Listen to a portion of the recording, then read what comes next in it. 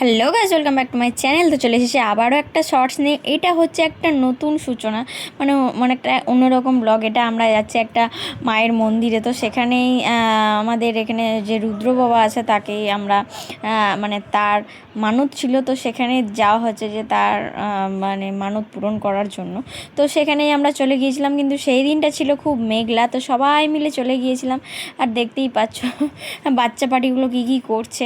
আর দেখতেই পাচ্ছ যে আর এদের মারপিটও শুরু হয়ে গিয়েছে। আর একজনের মুখটা দেখো পেছনে কী রকম করে আছে। আর এইটাই হচ্ছে সেই দুলাল কালীতলা মন্দির। তো এখানে যাদের নতুন বিয়ে হয় বা বাচ্চা হয় তাদের এখানে মায়ের কাছে পুজো করাতে নিয়ে আসা হয়। তো দেখতেই পাচ্ছ এই হচ্ছে সেই শিলা মূর্তি। আর দেখতেই পাচ্ছ যে আমি এখানে একজনকে সুতো বেঁধে দিচ্ছিলাম হাতে, এত যে নজর তার ওপর সেটা যেন কেটে যাক। আর অবশ্য আমার ওপরও আছে, সেটাও তো কাটিয়ে যাক সেই জন্য।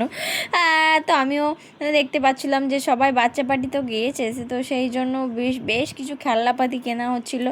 আর রুদ্রকেও কিনে দেওয়া হয়েছিলো। তারপরে আমরা এখানে চপ, বেগনি, তারপরে মিষ্টি, মশলা মুড়ির দোকানে চলে এসেছিলাম কিছু খেতে। কিন্তু তো এনার আমার ওপর একটা মানে ব্যক্তিগত সমস্যা নিয়ে মানে খুবই রাগারাগি হয়েছিল। তো সেই জন্য উনি আমার মুখে দেখছিলেন না। আর এদিকে ওনার কমেন্টটা শুনবেন একটু পরেই, মানে জ্বালাচ্ছিলাম বলে।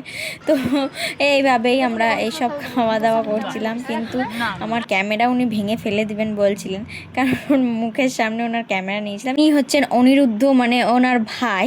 আর তারপরে আমার অন্বেষা বুনুকে দেখবা যে উনি আর খেয়ে উঠতেই পারছিলাম, ওইকে বলছিলাম কাজের মাসে। তো পুজো হয়ে যাওয়ার পর আমরা ওখানে একটু খাওয়া দাওয়া করেছিলাম, মানে দুপুরে যে খাবারটা হয় সেখানেই খেয়েছিলাম। আর তারপরে একজন খেয়ে দিয়ে আর উঠতেই পারছিল না, মানে অনেকক্ষণ পর। উনি যেহেতু উপোস করেছিলেন সেই না, আমরা যেহেতু খেয়ে নিয়েছিলাম কিন্তু উনি উপোস করেছিলাম বলে আর উঠতে পারছিলেন না। তারপরে এখানে আসার পথে চপ বেগনি নিয়ে নেওয়া হয়েছিল। এবং এনাদের দেখছো বাচ্চা পার্টি, মানে বাচ্চাই হয়ে গেছে পুরো, বাচ্চাদেরও নিচে যে লেভেলটা থাকে সেটা। তো এরকম ফুরফুরি উড়াতে উড়াতে আমরা আসছিলাম। আর বেশ সুন্দর হাওয়া দিচ্ছিল। তারপরে আমরা চলেছিলাম সর্বেশ্বরের বাড়ি, মানে এখানেই 3 ভাই থাকে তোমরা জানোই, কিন্তু এখন যেহেতু নেই। তো এটা বৈশাখ মাসে আসবে বলে আমাদেরকে বললেন। তো এটা আমি জানতাম, কারণ বৈশাখ মাসেই আসেন। তারপরে আমরা আবার সেখান থেকে প্রণাম করে চলে এসেছিলাম, বাড়ির পথে রওনা দিয়েছিলাম।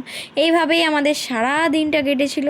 দেখা হচ্ছে নেক্সট শর্টসে। ততক্ষণ যেন ভালো থেকো, সুস্থ থেকো, বাই বাই।